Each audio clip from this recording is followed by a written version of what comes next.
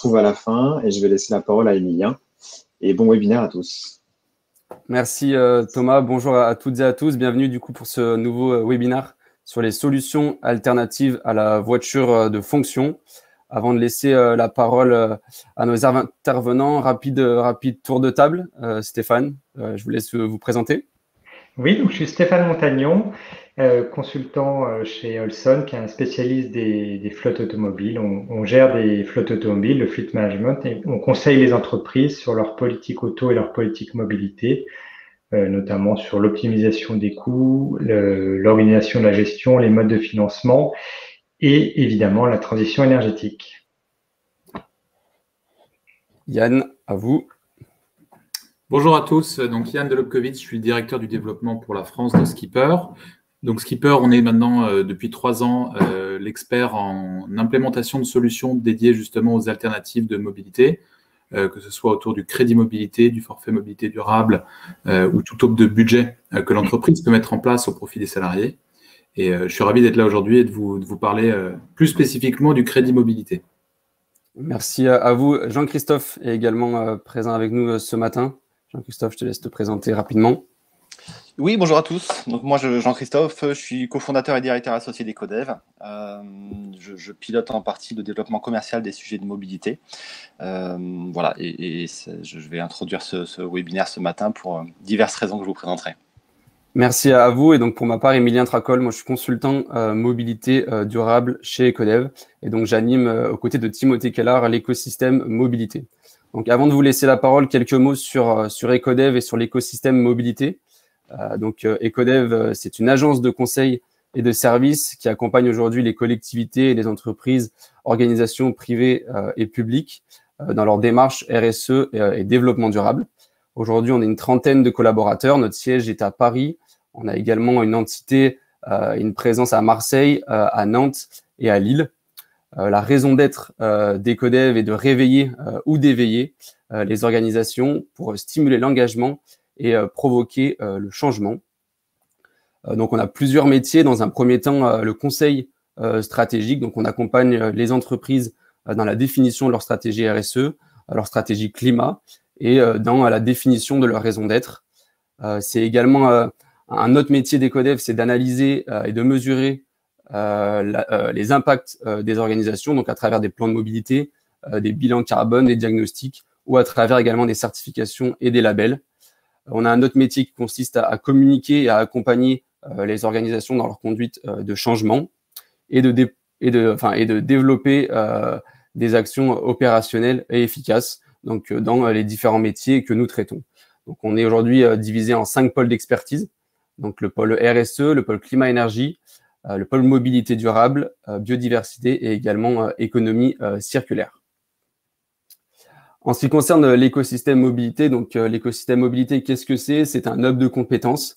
On peut appeler ça également une plateforme collaborative qui va rassembler aujourd'hui des acteurs qui sont engagés dans la transition vers une mobilité durable.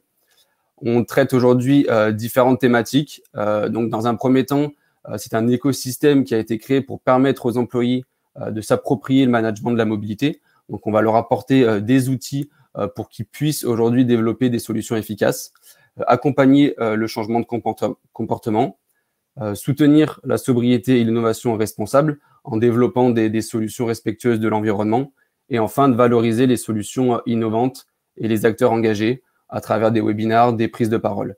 Et donc, toutes ces thématiques qu'on développe au sein de l'écosystème, elles ont un objectif commun, c'est de proposer des alternatives à la voiture individuelle, à l'autosolisme pour les déplacements domicile-travail, mais également pour les déplacements professionnels. Les premiers objectifs de l'écosystème, donc on vous en a listé quelques-uns, donc aider les employeurs à identifier et déployer des solutions concrètes, comme je viens d'évoquer, d'offrir de la visibilité à tous les adhérents membres de l'écosystème et bénéficier de retours d'expérience du terrain et des solutions qui sont développées. Plusieurs prestations sont proposées au sein de cet écosystème, des prises de parole, des rendez-vous de la mobilité, des séances de pitch, des webinaires. On met également à disposition une bibliothèque en ligne avec des guides, des fiches pratiques, des livres blancs, justement pour apporter des outils aux employeurs qui souhaitent être engagés dans la mobilité durable. Et on est également une véritable hotline au quotidien pour répondre à toutes les problématiques qu'on peut aujourd'hui rencontrer sur le sujet de la mobilité durable. Aujourd'hui, les acteurs qui sont membres de l'écosystème, donc concrètement, comment ça se passe? On a des adhérents employeurs qui vont financer l'écosystème et qui sont engagés dans la mobilité durable. On a différentes solutions qui vont apporter des outils justement pour accompagner ces employeurs à mettre en place des solutions innovantes et efficaces. Et on a également en face des parties prenantes, des influenceurs qui vont nous accompagner, qui vont nous aider à répondre à toutes les problématiques rencontrées. Donc, on a par exemple un cabinet d'avocats spécialisés dans le droit du travail, la région et différents acteurs voilà, qui sont aujourd'hui des réels spécialistes. L'effet de l'écosystème aujourd'hui, c'est une plateforme en ligne donc qui va reprendre l'actualité de l'écosystème, l'agenda, les retours d'expérience. On met également à disposition des outils tels que les éco-calculettes pour calculer l'impact carbone de nos déplacements. C'est plus de 20 webinaires qui ont été organisés. Donc aujourd'hui, on est plutôt à 40-50 webinaires et on traite toutes les thématiques de la mobilité durable. Des ressources disponibles, comme je l'ai évoqué, et également une actualité qui est de plus en plus riche. Donc, à travers cet écosystème, on peut participer aujourd'hui à de plus en plus de projets. Je vais citer le label Employeur Pro Vélo. On a participé à son lancement aux côtés de la FUB et de l'ADEME avec Cyclé et Alliance pour justement accompagner les employeurs dans le déploiement d'actions pour considérer le vélo comme un véritable mode de transport. Plusieurs opportunités pour les entreprises, c'est réduire l'impact carbone de leurs déplacements, améliorer la productivité de leurs salariés, une baisse de l'absentéisme également et la réduction des coûts. Donc, c'est vraiment un programme qui va aider les employeurs à structurer en fait leur démarche pro vélo et leur politique vélo. Et donc, aujourd'hui, le programme il se fixe pour un objectif sur 3 ans de labelliser plus de 4000 entreprises, soit environ 500 000 salariés. Un autre sujet et un autre projet également qu'on a pu lancer, dans lequel on a pu participer, c'est le baromètre forfait mobilité durable, qui a permis en fait de faire un état des lieux des initiatives et d'évaluer un peu la connaissance et le déploiement des employeurs sur le sujet du forfait mobilité durable. L'objectif, c'était d'obtenir des données qualitatives et quantitatives, de voir vraiment si le forfait mobilité durable était déployé par les employeurs. Et donc, vous pourrez retrouver tous les résultats de ce baromètre sur le site d'Ecodev. Donc voilà pour l'écosystème et pour Ecodev. Donc avant de laisser la parole à Stéphane et à Yann, je vais laisser Jean-Christophe introduire ce webinaire, expliquer pourquoi on a décidé de traiter ce sujet. Oui, bonjour à tous. Merci Emilien pour cette introduction. Du coup, je suis ravi que vous soyez nombreux en ligne pour vous intéresser à ce sujet ce matin et d'accueillir Yann et Stéphane pour traiter ce sujet. J'introduis ce webinaire parce que j'en ai été en partie à l'initiative dans l'idée. Et cette initiative, elle vient majoritairement du fait que je continue à avoir en clientèle assez régulièrement à observer des confusions entre forfait mobilité durable et crédit mobilité.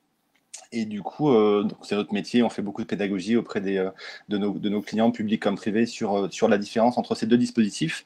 Le crédit mobilité existait déjà à l'époque. Ça fait un petit moment du coup qu'il existe sous différentes formes. Et le forfait mobilité est arrivé que récemment, introduit par la loi d'orientation des mobilités qui a été promulgué fin 2019, mais le décret de mise en application du forfait mobilité durable a été plutôt promulgué en mai 2020, et qui vient introduire une notion différente, plutôt liée en fait à un remboursement des frais de déplacement domicile-travail, là où le crédit mobilité est vraiment censé travailler sur le budget voiture de fonction et ou service, de manière à proposer des alternatives via notamment des modes de transport alternatifs justement à la voiture pour les déplacements domicile-travail. et ou / personnel. Et c'est vrai que dans le cadre de Mission Commune, on avait beaucoup discuté avec Olson et notamment Stéphane et Philippe sur ce sujet-là. Et je trouvais que c'était assez intéressant qu'on puisse faire un webinaire dédié maintenant qui vienne un petit peu clarifier cette différence parce qu'on continue, je le répète, à avoir vraiment beaucoup de confusion et c'est normal. Nos clients ne sont pas des spécialistes sur ces sujets.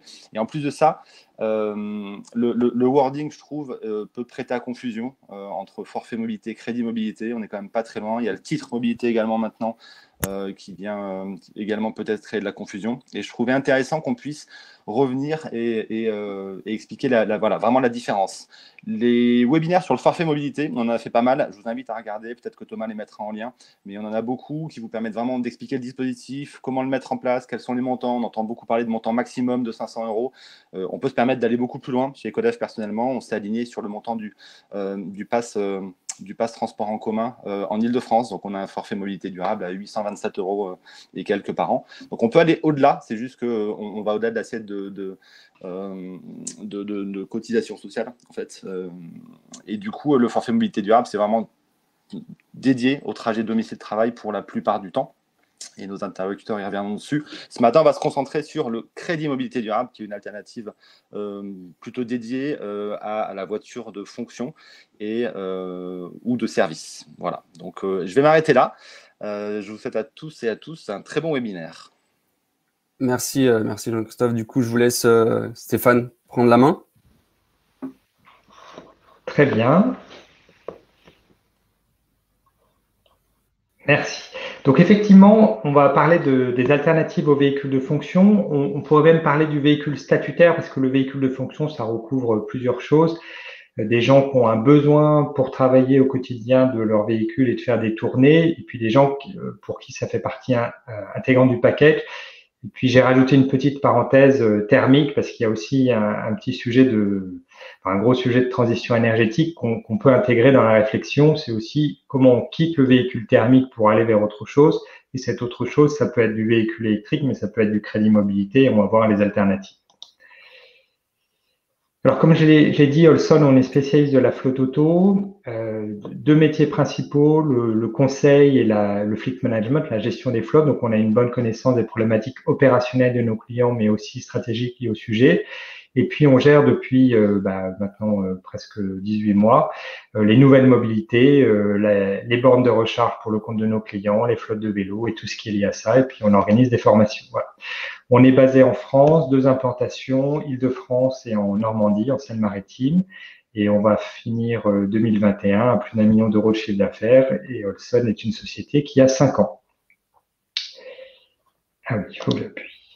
Alors, tout d'abord, pourquoi est-ce qu'on cherche des alternatives aux véhicules de fonction? Nous, on le réintègre quand même dans un cadre global où l'objectif, c'est de réduire notre empreinte carbone. Pour mémoire, le transport, c'est 15% des gaz à effet de serre dans le monde, 30% en France. Et dans ces 30% de la France, la voiture a une part très importante puisque c'est 75% de ces 30%. Donc, quand on agit sur la réduction des émissions de CO2 de sa flotte, on agit sur l'empreinte carbone en France. Donc, c'est une bonne manière de contribuer. Après, il ne faut pas se leurrer. Quand on a un objectif de moins 40% par rapport à la COP21, on ne va vraiment pas dans la bonne direction actuellement, notamment dans les flottes d'entreprise, puisqu'on a 2 phénomènes. Les flottes passent en SUV, ce qui fait que globalement, on augmente de 14% l'empreinte carbone. Et c'est l'une des raisons, enfin même la principale raison qui fait que les flottes ne réduisent plus leur empreinte carbone depuis quelques années. Et le deuxième sujet, aussi qui ne va pas dans le bon sens en termes de gaz à effet de serre, c'est le passage du diesel à essence. Tout le monde a pris conscience qu'il fallait quitter le diesel, mais passer à l'essence, c'est émettre plus 18% de CO2 puisque les véhicules consomment plus de carburant et c'est ça qui fait l'empreinte carbone. Donc là, et ces effets se conjuguent, SUV plus essence, ça se cumule. Donc on est actuellement pas dans une trajectoire très positive sur les flottes d'entreprise. Et enfin, le véhicule électrique en cycle complet, parce qu'il y a toujours des débats sur est-ce que c'est vraiment vertueux ces batteries, est-ce qu'on émet vraiment moins de CO2. Aujourd'hui, il y a plus d'études qui disent autre chose que le fait que le véhicule électrique a un impact positif sur l'empreinte carbone. Donc là, j'ai mis un chiffre de 30% qui correspond à un usage d'un véhicule à peu près entre 100 et 150 000 km sur sa durée de vie, ce qui est vraiment le minimum qu'un véhicule va rouler dans sa vie. Donc, il n'y a pas de doute. Néanmoins, cet effort-là ne suffit pas à réduire notre empreinte carbone, donc il va falloir agir d'autres manières. Un rappel sur la réglementation. Je ne vais pas passer toute la réglementation. Beaucoup de textes créent des contraintes pour les entreprises, mais des contraintes qu'on doit tous appliquer. Donc, c'est pas forcément négatif d'avoir une contrainte, ça donne un cadre global. Le premier sujet, c'est la LOM, la loi d'orientation des mobilités, qui oblige les entreprises qui ont des flottes de plus de 100 véhicules à renouveler 10% de leurs véhicules en véhicules propres à partir de 2022. Les véhicules propres, donc c'est moins de 60 grammes de CO2, donc ça va être les électriques et les hybrides rechargeables. Le deuxième phénomène, et qui va être beaucoup plus contraignant, parce que 10% finalement, c'est pas grand-chose des renouvellements. Ce qui va être beaucoup plus contraignant, c'est la mise en place des zones à faible émission. Dans ces zones-là, on ne pourra plus rouler en diesel à assez court terme, puisque pour citer le Grand Paris, c'est janvier 2024, mais c'est aussi Grenoble, Strasbourg et Lyon, une quinzaine d'agglomérations, et probablement, et c'est la dernière flèche, à partir dans la loi climat est actuellement en discussion, le fait d'établir des zones à faible émission dans toutes les villes de plus de 150 000 habitants, ce qui va évidemment sonner le glas du diesel. Et enfin, un deuxième élément, probablement l'interdiction de commercialiser des véhicules thermiques émettant plus de 123 grammes en 2030, ce qui fait aussi qu'il va falloir quitter le véhicule thermique en plus de quitter le véhicule diesel. Je vais m'arrêter là sur le cadre réglementaire. Il y a d'autres contraintes qui font que globalement, si on n'agit pas sur ces émissions de CO2 et si on ne quitte pas le diesel, on va soit avoir un coût économique de la flotte beaucoup plus élevé, soit ne plus pouvoir rouler tout simplement. Pour donner une illustration, alors aujourd'hui, je pense que tout le monde est familier de ces contraintes. Les pastilles critères, elles sont liées au type de motorisation du véhicule. C'est une notion de qualité de l'air, c'est pas lié aux émissions de CO2. Mais on a eu l'illustration en juin 2021. Les critères 4 sont interdits dans le Grand Paris. Et les contraintes vont augmenter puisque juillet 2022, ce sera critère 3 et janvier 2024, interdiction totale des diesels dans le Grand Paris et 2030, 100% de véhicules propres. Donc là, vous avez l'illustration de ce qu'est une ZFE. Et évidemment, quand on coupe des grandes agglomérations de l'usage du diesel, ça veut dire que le marché du diesel n'existera plus, notamment sur l'occasion, ça sera très compliqué. Donc ça ne fait qu'augmenter les coûts des véhicules. Alors, quand on fait une analyse aux alternatives aux véhicules de fonction, il faut d'abord repartir nous on propose souvent de repartir de combien ça coûte réellement un véhicule. Il y a souvent une minimisation du coût d'un véhicule dans l'entreprise et à partir du moment où on prend conscience du coût réel d'un véhicule, on se dit « Ah, mais en fait, j'ai des alternatives ». Parce qu'à l'esprit, les entreprises nous citent spontanément qu'un véhicule, c'est 6 000 à 7 000 euros par an. Mais dans les faits, c'est beaucoup plus parce qu'il faut intégrer tous les postes de coût, le financement évidemment, les services, ça c'est encore à peu près évident, l'entretien, les pneumatiques, l'assurance. Quand on commence à parler fiscalité, c'est beaucoup moins clair dans la tête des entreprises ce que ça coûte réellement, puisque là on a des taxes visibles comme la TVS, mais on a aussi des cotisations patronales sur les avantages de nature, des bonus-malus. Et puis, il faut rajouter le budget énergie qui est quand même très significatif quand on roule beaucoup. Et puis, d'autres postes de coût. La somme de tout ça fait le total cost of ownership, le coût de détention en français. Et c'est là-dessus qu'on va raisonner. Donc, tout d'abord, combien ça coûte un véhicule? Sur cette page, vous avez des véhicules de segment équivalent, donc des SUV compacts, les best-sellers pour les commerciaux et les cadres, le Peugeot 3008, mais j'aurais pu en mettre un autre, c'est juste qu'il a l'avantage d'exister en 3 énergies. Donc, sur le 3008, ce que vous voyez, ce qui va nous intéresser, c'est la page totale mensuelle ou totale annuelle même de ce véhicule dans différentes énergies. Ce qu'on voit, c'est qu'un 3008 qui roule 30 000 km par an, c'est 11 000 euros par an de coût pour l'entreprise. Et vous avez la décomposition au-dessus, les loyers, l'énergie et la fiscalité. On voit que le poids de la fiscalité est assez élevé. C'est notamment lié aux cotisations salariales patronales sur avantage de nature, mais d'autres taxes aussi.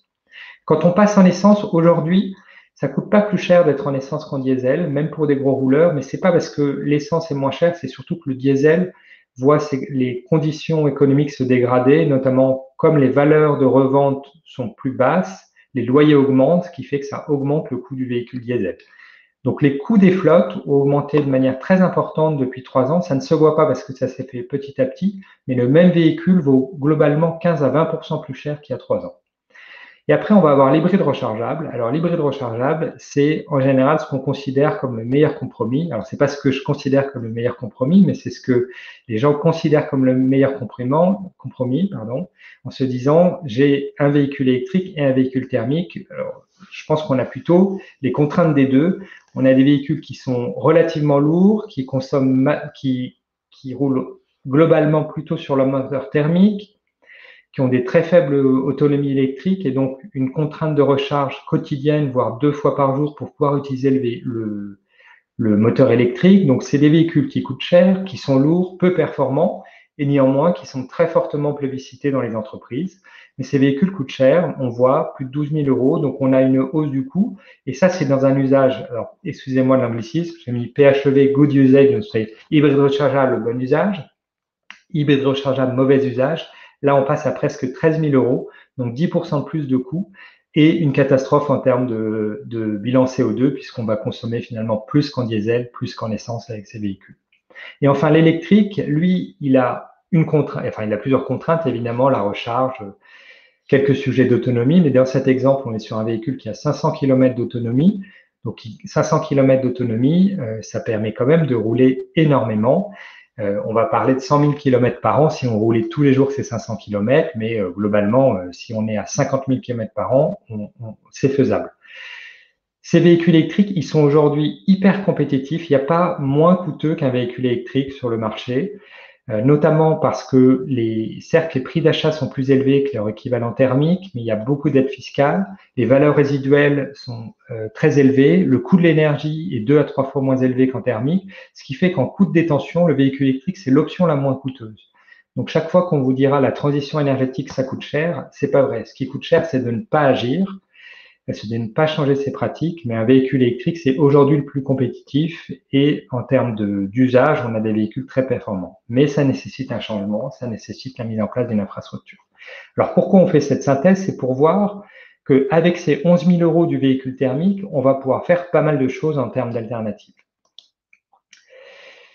Premier sujet, c'est quand on donne un véhicule de fonction, il ne faut pas oublier que le collaborateur, il a aussi un coût. Alors, c'est un coût qui semble invisible, mais quand il y a un avantage de nature en haut d'un bulletin de salaire, là j'ai pris une assiette de 150 €, il va payer des cotisations salariales, un peu plus de 20%, il va payer de l'impôt sur le revenu. Donc ça dépend de sa tranche marginale d'imposition, mais quand on fait le cumul des deux, si je suis en taux marginal d'imposition à 30%, ça va me coûter 800 € par an en tant que collaborateur, un peu plus si je suis à 41%, et puis un peu moins selon ma tranche.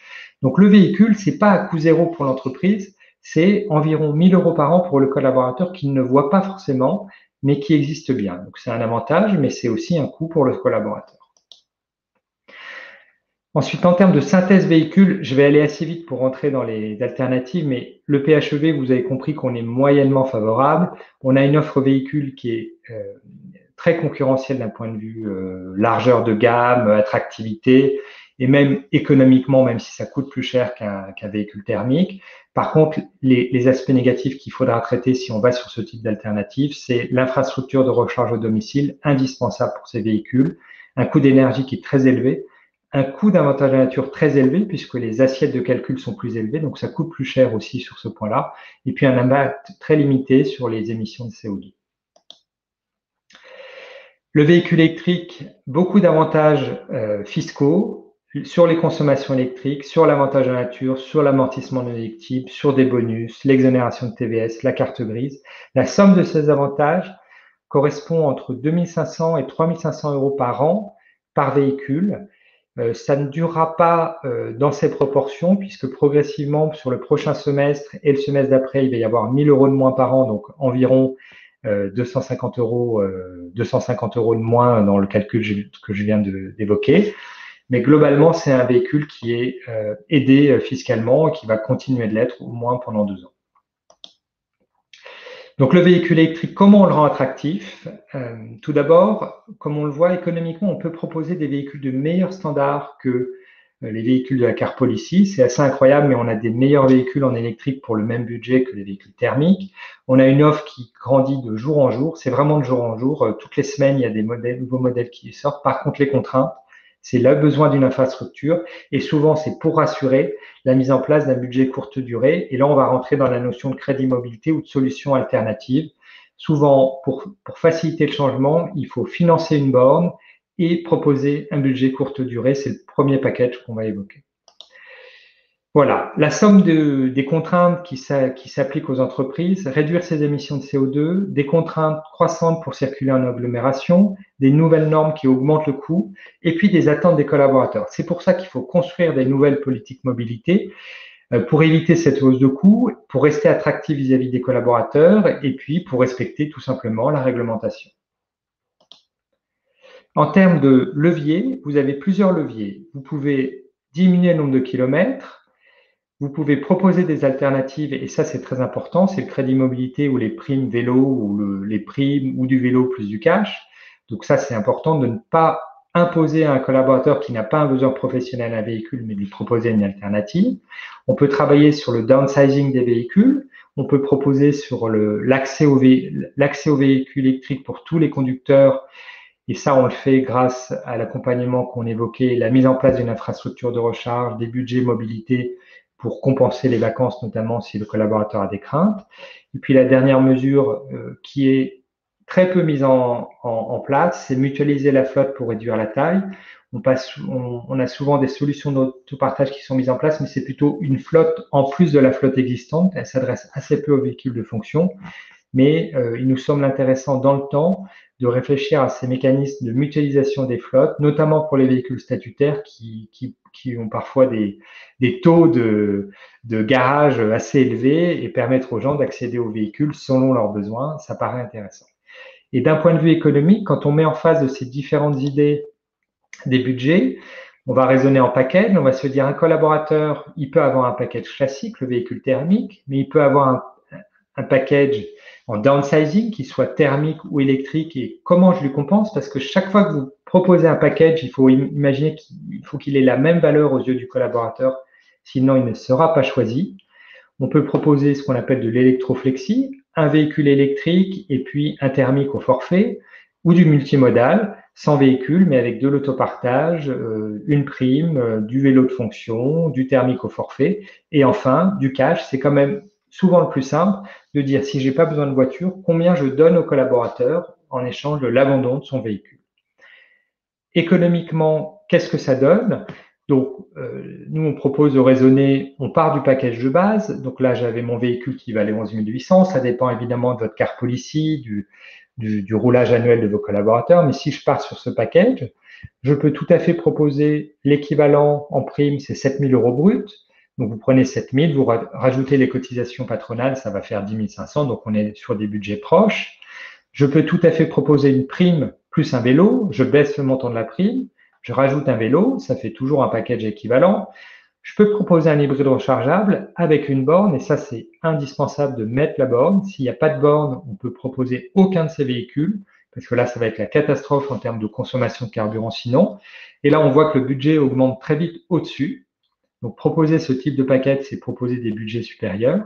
Et puis sinon, je peux raisonner en électrique, un grand véhicule électrique, une borne, un petit budget mobilité, ou un petit véhicule électrique, une borne et un grand budget mobilité qui est l'équivalent, mais on inverse les proportions. Sur ce dernier point, et ça va faire, je pense, la jointure avec l'intervention d'après, là on est dans le crédit mobilité, quand on parle de petit budget mobilité, on se dit dans ce budget, je vais pouvoir piocher du voyage, du train, de la location de véhicules, j'en fais ce que je veux. Donc nous, dans nos simulations, on a considéré que ce budget, c'était du salaire, qu'on devait appliquer des cotisations patronales, ce qui le rend finalement assez peu attractif. Aujourd'hui, le cadre réglementaire ne précise pas ce qu'on doit faire de ces budgets, mais a priori, 1 € qui ne sert pas à une voiture vis-à-vis de l'URSSAF, c'est du salaire si ça ne sert pas à un besoin professionnel. Donc nous, on le considère qu'il faut le charger, mais j'imagine qu'il y a des marges d'interprétation qui sont possibles, et je pense que Skipper va nous en parler maintenant. Voilà, j'ai terminé sur l'intervention. Merci beaucoup, Merci Stéphane. beaucoup. Alors, je prends le relais. Voilà. Ah, merci beaucoup. Ben, merci beaucoup. Effectivement, je pense que Stéphane a bien posé le cadre réglementaire d'application de ce crédit mobilité.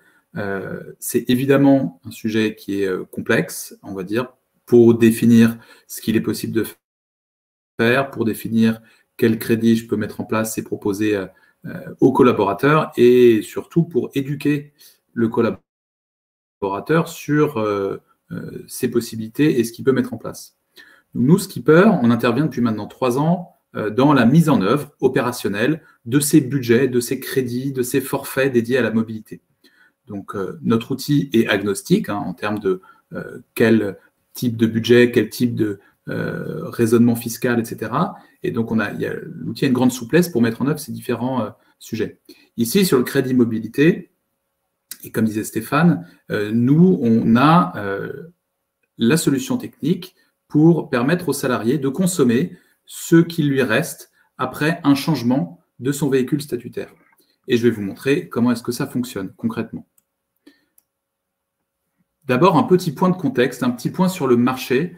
Je pense que c'est important, pour compléter ce qu'a dit Stéphane, de vous montrer un petit peu aujourd'hui quel est le ressenti du marché et pourquoi est-ce que les entreprises viennent nous voir et pourquoi est-ce qu'elles veulent mettre en place des crédits mobilité. Première des raisons, évidemment, c'est que le sujet de la mobilité des salariés est assez chamboulé. Il est complètement même remis à plat depuis la crise du Covid. Il y a plusieurs éléments qui vont dans ce sens-là. D'abord, évidemment, la généralisation du télétravail fait qu'avec voiture de fonction ou pas, on se rend moins régulièrement sur son lieu de travail. Donc, l'outil en soi de la voiture de fonction peut être questionné. Certaines entreprises entament cette réflexion. Ensuite, il s'agit de faire revenir ces salariés au travail, mais reste vis-à-vis de l'environnement une solution, on va dire, vertueuse. Est-ce que l'autopartage ne serait pas plutôt une solution idoine? Enfin, la baisse des fréquentations des transports en commun accentue le report vers la voiture individuelle ou la voiture de fonction, et donc renforce aussi son usage. Donc, au-delà de ce qu'a dit Stéphane, il y a une forte évolution de l'offre des mobilités et du cadre réglementaire dans les récentes années. D'abord, pour ce qui s'agit du cadre, et je vais pas revenir dessus, évidemment, la loi LOM, avec le verdissement des flottes automobiles, accélère cette transition de manière, on va dire, contrainte, mais certainement dans un effort qui n'est pas encore assez marqué. On voit aussi différentes incitations autour des bornes de recharge, et au-delà de ces incitations, l'encouragement du covoiturage dans beaucoup d'entreprises, le développement des pistes vélo pour diversifier les mobilités, et d'une manière plus large, le mobilité durable qui est venu aussi ajouter un nouveau dispositif fiscal à l'attention des salariés. Les émissions CO2, la réduction de ces émissions de CO2, comme l'a rappelé Stéphane, en est un important. Et à ce titre-là, la gestion des flottes de véhicules, et d'autre part, la réduction des coûts va être un enjeu important, puisque le contexte fait qu'on est plus dans des contrôles et des contractions de budget que dans des explosions des budgets. La qualité de vie au travail aussi pour le salarié doit pouvoir être prise en compte. Et donc, qui dit déplacement, mobilité, travail, dit également émancipation et bien-être du salarié. La prise en charge du télétravail, évidemment. La guerre des talents pour avoir des packages de mobilité qui soient adaptés. Aujourd'hui, proposer un véhicule de fonction n'est plus forcément considéré comme quelque chose de vertueux. Beaucoup des nouvelles générations aspirent à avoir d'autres types de packages salariaux qui peuvent, on va dire, valoriser plus largement les mobilités durables et alternatives. Yann, je me permets juste de vous couper. Le son est un peu haché. Est-ce que vous pouvez peut-être éteindre votre caméra pour qu'on ait une meilleure qualité de son? Absolument. Voilà, très bien. Merci. Est-ce que vous m'entendez? Ouais, là, c'est bon. Très bien. À peu près? Désolé. Ouais, hein. très bien. Non, il n'y a pas de souci, c'est bon. Enfin, troisième point, les nouveaux services de mobilité qui apparaissent partout font concurrence à la voiture de fonction. Donc évidemment, notamment pour ce qui est dans les centres-villes, la micromobilité, les services de covoiturage, l'autopartage peuvent rapidement se positionner comme un concurrent crédible face à la voiture de fonction et à l'offre qui est faite par l'employeur. Alors on assiste à une bascule vers ce que nous, on appelle la mobilité de fonction. Donc on passe d'un paradigme qui s'appelait le véhicule de fonction, qui était le véhicule roi, qui était, on va dire, adapté, de beaucoup plus souple. La première chose que ça vient mettre en avant, c'est la multimodalité. Évidemment, ce que peut rechercher un salarié, c'est non plus d'avoir une mobilité unique, la voiture, le véhicule, à partir duquel il va pouvoir faire tous ses déplacements. Aujourd'hui, ce que recherche plutôt un salarié, c'est d'avoir une mobilité adaptée au contexte dans lequel il se déplace. Donc, s'il fait beau et que j'ai un rendez-vous pas loin, eh bien, je peux prendre une trottinette, un scooter électrique, un vélo ou un véhicule en autopartage. Si j'ai un trajet plus long, je peux coupler un déplacement en train et puis avec un vélo dans un autre lieu. Voilà, la multimodalité aujourd'hui est réalisable. On va dire les nouvelles alliées pour rendre possible des alternatives au déplacement d'un point A à un point B avec un véhicule. Même si évidemment, certainement pas dans tous les cas, mais c'est quelque chose qui devient de plus en plus crédible et c'est un besoin. Et c'est même un mode de déplacement auquel aspirent de plus en plus de salariés. Sur le déplacement, on va dire, on cherche davantage, et donc on va moins s'attacher à des abonnements. C'est-à-dire qu'on va vouloir une consommation au fil de l'eau, pay as you go. À chaque fois que je déplace, je paie. Et donc, je vais avoir autant de types de mobilité que de cas de figure.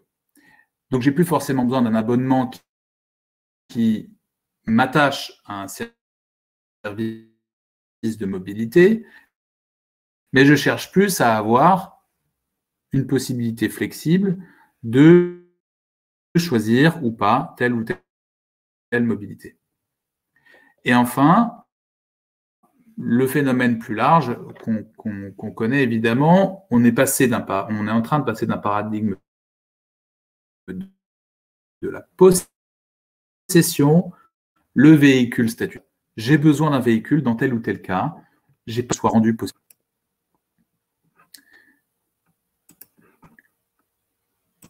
Vous m'entendez toujours?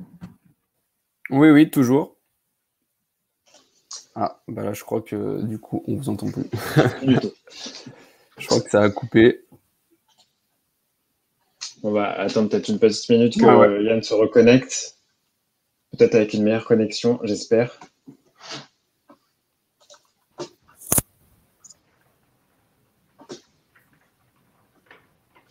Peut-être en attendant, j'ai vu qu'il y avait des questions. Oui, pour Stéphane. Ouais.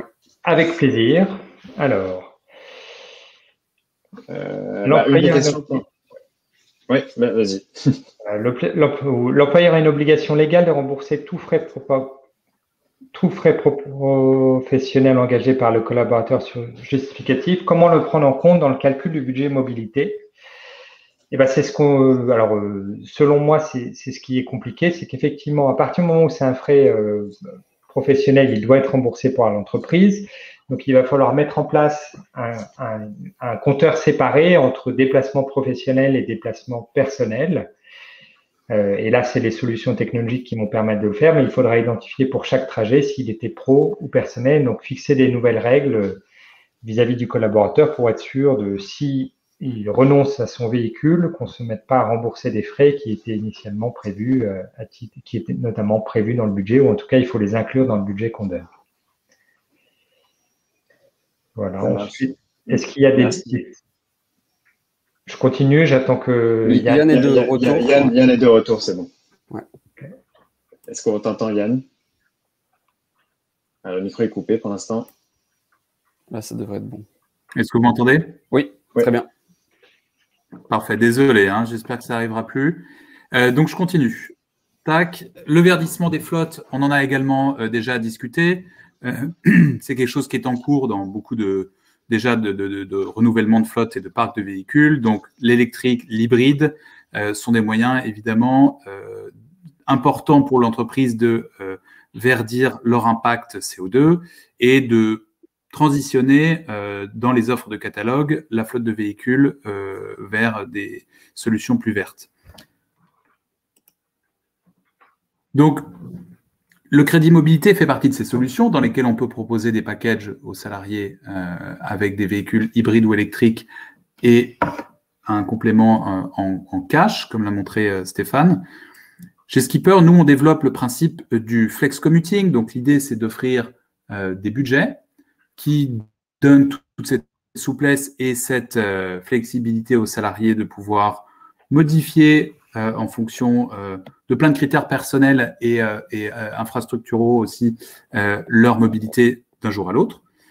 Chez Skipper, nous, ce qu'on fait, c'est qu'on accompagne ces entreprises dans cette transition écologique qui est marquée et de plus en plus prononcée, en mettant en place ces budgets de mobilité qui offrent cette flexibilité aux salariés des entreprises.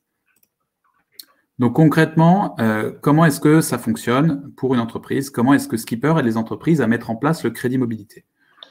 Une fois que le crédit a été défini, les entreprises vont avoir accès à un dashboard qu'on va leur mettre dans leurs mains, dans lequel ils vont pouvoir paramétrer des groupes d'utilisateurs. Ces différents groupes d'utilisateurs vont être ceux qui seront éligibles à tel ou tel crédit mobilité, en fonction du véhicule statutaire auquel ils étaient éligibles. Et on va pouvoir directement créer les budgets correspondants.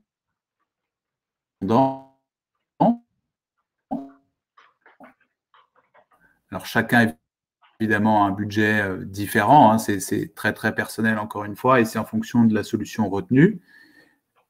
Et affecté ensuite au... Est-ce que vous m'entendez toujours? Ah, j'ai l'impression que c'est la question maudite, là. Est-ce que vous m'entendez toujours? C'est ce qui coupe sa connexion. Exactement. Bah, ça recoupe une...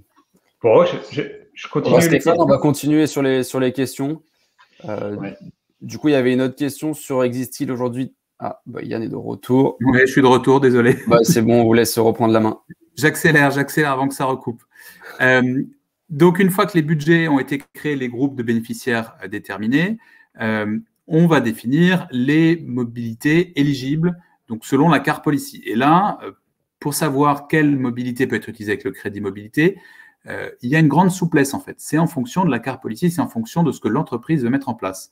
Donc, vous voyez ici, typiquement, il y a les différentes grandes catégories de mobilité auxquelles une entreprise peut donner accès à un salarié.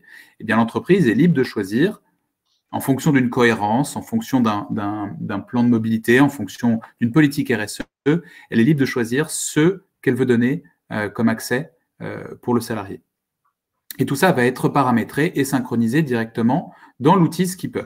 Évidemment, ce qui est important aussi, c'est d'avoir une synchronisation avec le système RH et le système informatique de paie pour pouvoir capter les informations sur le salarié et également aussi déverser les informations sur l'utilisation du crédit mobilité qui sera fiscalisé, comme l'a dit Stéphane, la plupart du temps, comme un peu un salaire, hein, donc avec des charges sociales et patronales. L'alternative à ça, pour rebondir sur ce que disait Stéphane, c'est dans notre solution, l'idée étant de donner l'accès à cette consommation par la carte, de justifier toutes les dépenses qui ont été faites par le salarié via l'application mobile. Alors, l'application mobile, elle va permettre de prendre en photo le justificatif ou elle va permettre de directement connecter, si le reçu, la facture est accessible par mail, de directement connecter ce reçu à son crédit mobilité, à son outil de gestion. Donc, ce qu'on donne aux salariés, c'est une carte de mobilité sur laquelle le crédit mobilité défini est chargé. Le salarié peut l'utiliser dans les règles définies par la carte policy, ce montant-là. Il a accès dans l'application mobile aux différentes dépenses, à son forfait restant, l'ajout des justificatifs et la gestion du compte d'une manière générale. Enfin, et c'est ce par quoi j'ai commencé mon propos juste avant, la plateforme administrateur, c'est celle dans laquelle l'employeur va pouvoir paramétrer, attribuer et gérer les différents crédits mobilité distribués aux salariés. Donc en fait, ces trois outils constituent le triptyque qui nous permet de mettre en place et de distribuer aux salariés des crédits mobilité. Pour ce qui est de ce que disait Stéphane sur le traitement différent, on va dire, le traitement alternatif du crédit mobilité comme un salaire, fiscalement comme un salaire, ce qu'il est possible de faire, c'est si l'utilisation du crédit mobilité est faite à des fins professionnelles, pour des déplacements clients, pour des rendez-vous clients, pour tout autre type de déplacements liés à un motif professionnel, à ce moment-là, et ça se verra via les justificatifs qui seront faits, ces dépenses-là ne seront pas calculées tout simplement comme un avantage en nature. Donc ça veut dire que ce sera très strictement les dépenses qui ne seront pas des dépenses personnelles qui pourront être déduites en fait de la partie avantage en nature. Donc concrètement, nous dans ce qu'on voit, la partie est infime puisque ce crédit mobilité, et c'est même dans son essence le but, est principalement destiné à un usage personnel. Pour entrer rapidement dans les détails, la carte de paiement Skipper, donc c'est une carte qui est délivrée sur le réseau Mastercard et qui donne accès à plus de 50 000 revendeurs ou fournisseurs de mobilité en Europe. Elle est disponible en physique ou en version dématérialisée. Elle peut être utilisée par le salarié selon les conditions définies et donc on peut nous paramétrer de manière assez fine l'ensemble des mobilités éligibles à cette carte. L'application Skipper, celle dans laquelle on va pouvoir retrouver et gérer son compte, justifier également ses dépenses en y accrochant, en y ajoutant les justificatifs de dépenses. Et l'interface de mobilité, plateforme de gestion à destination de l'employeur pour suivre les différentes dépenses et paramétrer les différents budgets auxquels les salariés ont droit. Dans un deuxième temps, une fois que le crédit mobilité est mis en place et que les salariés commencent à le consommer, on propose également de pouvoir suivre l'impact CO2 qu'ont les salariés au travers de la consommation de ce crédit mobilité. C'est ce qu'on appelle le rapport CO2. Ce rapport, en fait, il est généré par la consommation réelle des salariés sur la mobilité autorisée par l'employeur au titre du crédit mobilité. Ce rapport-là permet véritablement aussi de voir l'effort qui est fait par les salariés dans leur mobilité et de pouvoir comparer la situation actuelle à la situation antérieure et voir s'il y a véritablement un impact qui est généré lié à la mise en place de ce crédit mobilité.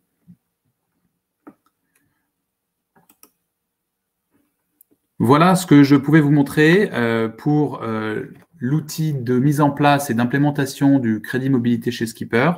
Chez Skipper, donc un petit mot rapidement. Donc nous, on est présent depuis maintenant 3 ans en France et en Belgique. On a plus de 80 clients. En fait, on s'approche davantage des 100 aujourd'hui. On travaille avec toute typologie de clients, des grands comptes comme des PME, comme des startups. Typiquement sur le crédit mobilité, ce qu'il faut savoir évidemment, c'est qu'on est quand même sur quelque chose qui est assez marginal à chaque fois en termes de salariés éligibles. Donc ça nous permet d'avoir... hop là, je suis retourné en arrière. Voilà. Ça nous permet de démarrer, on va dire, progressivement avec chacun de ses collaborateurs. Donc on a maintenant un outil qui est véritablement capable de gérer tous ces cas de figure. Skipper est, sinon par ailleurs, incubé par le Labbox, qui est un incubateur dédié à la mobilité en Belgique, qui est financé par D'Ieteren, un concessionnaire automobile. Donc, vous voyez que c'est aussi nos racines, l'automobile. Et on a été rejoint au capital donc l'année dernière par Belfus, qui est un banque-assureur belge, pour justement nous aider dans notre développement en France et en Europe. Je vous remercie pour votre attention. Encore désolé de ces coupures. Non, il n'y a pas de souci. Merci Yann et merci du coup Stéphane d'avoir traité, de nous avoir présenté toutes les solutions alternatives. On va répondre maintenant aux différentes questions qui ont été posées tout au long du coup de vos présentations et peut-être revenir sur celle de tout à l'heure que Stéphane a commencé déjà à traiter. Je vais du coup la relire. L'employeur a une obligation légale de rembourser tous frais professionnels engagés par le collaborateur sur justificatif. Donc les billets de train, les avions, location voiture courte durée. Comment le prendre en compte dans le calcul du budget mobilité?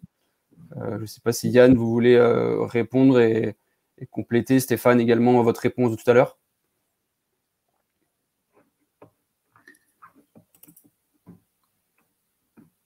Alors Stéphane, vous m'entendez? Oui, c'est bon. Ouais. Alors, c'est un point qui, sur l'obligation légale de rembourser les frais professionnels, c'est un point qui diffère du crédit mobilité, puisque là, on est vraiment dans le cadre des dépenses professionnelles, et donc, c'est pas forcément quelque chose qui rentre en calcul dans le TCO. Stéphane, je ne sais pas si vous voulez compléter.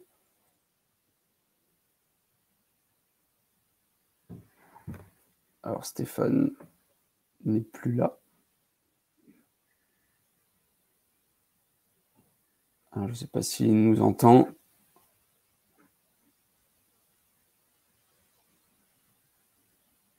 Stéphane, votre micro est coupé.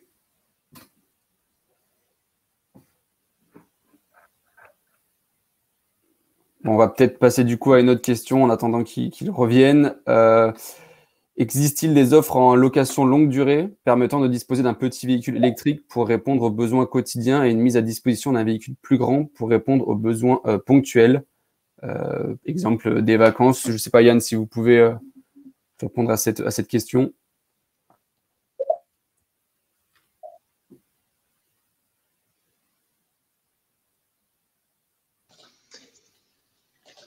Oui. Dans ce qu'a présenté Stéphane, il y a déjà beaucoup de cas qui sont possibles.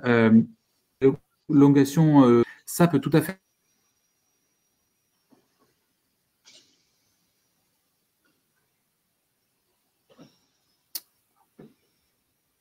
Alors, Yann, on vous a perdu. Et est-ce que là, je suis revenu, moi? Oui, c'est bon, Stéphane. Pour répondre à la question, oui, ça existe. C'est déjà packagé comme ça par les loueurs longue durée. Néanmoins, ce qu'on voit, c'est que c'est pas très intéressant. Les premiers retours d'expérience sont que les collaborateurs, finalement, quand on réfléchit à ce type de solution, ils s'aperçoivent qu'ils n'ont pas besoin de ce budget complémentaire. Donc, on souscrit une prestation qu'on n'utilise pas. C'est un peu alors que ça coûte assez cher puisque finalement le loueur, il vous compte 40 jours ou 50 jours de courte durée. Si vous les utilisez pas, c'est dommage. Donc, et en plus, on contraint le collaborateur dans un mécanisme bien précis de location, alors que finalement, c'est une somme que vous allez dépenser quoi qu'il arrive. Donc, on est plutôt, nous, pour donner de la liberté au collaborateur et qu'il fasse ce qu'il veut avec ce budget. Très bien. On a également, tout à l'heure, on avait une question sur la durée de vie du véhicule électrique. Donc, Stéphane, est-ce que vous comptez justement la construction du moteur jusqu'à sa fin de vie? Alors oui, alors sur un véhicule électrique, c'est pas tellement le problème du moteur. Le moteur, c'est pas un élément très important. C'est plutôt les batteries qui sont en discussion. Mais dans le cycle de vie complet, on inclut effectivement la fabrication de la batterie, la fabrication du véhicule, l'énergie consommée et le chiffre de 30% que j'évoquais. Donc ça vient d'une étude de TME, Transport and Environment, qui a fait une étude pays par pays, et le 30%, c'est dans le pire mix énergétique qu'on peut imaginer, c'est celui de la Pologne, donc électricité 100% charbon, Et même en Pologne, on est à moins 30% sur le véhicule électrique, sur son cycle de vie complet. Je parle du CO2, je ne parle pas des éventuelles autres pollutions locales, mais qui sont liées à toute matière première qu'on extrait. Et en France, on est plutôt à moins 80% du fait de l'énergie nucléaire et hydraulique qu'on produit. On a une autre question encore pour vous. C'est avez-vous une simulation du TCO d'un véhicule électrique hors avantages fiscaux pour estimer le coût réel d'ici 3-4 ans?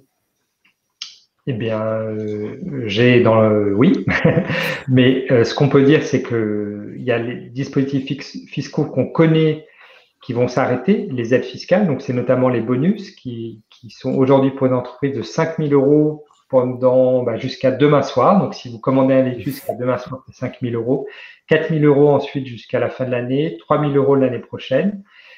Et ensuite, les autres aides, c'est sur l'avantage de nature avec un abattement de 50% qui est fixé jusqu'à fin 2022 et après, on ne sait pas.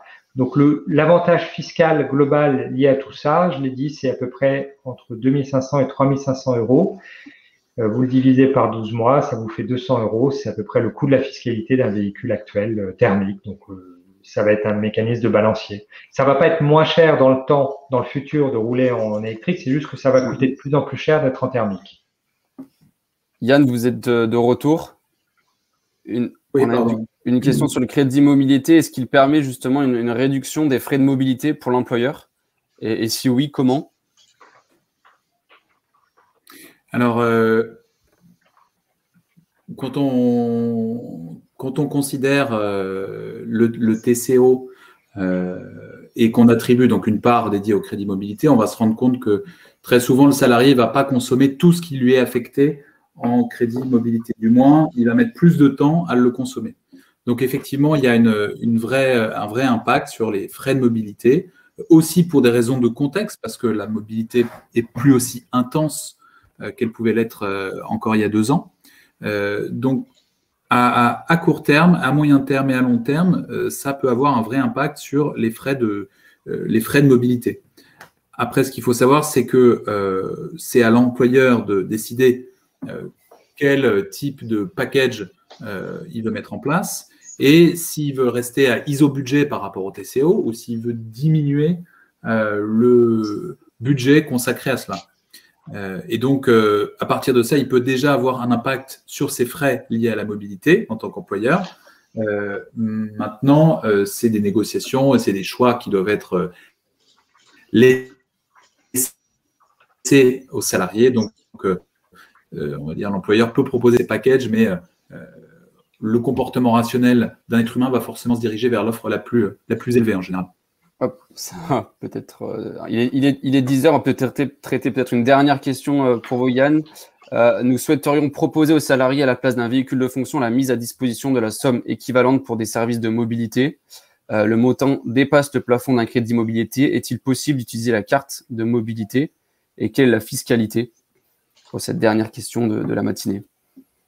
Alors, il n'y a pas de plafond de crédit mobilité tant qu'il est fiscalisé, tant qu'il est correctement fiscalisé. Donc, il n'y a pas de risque par rapport à ça.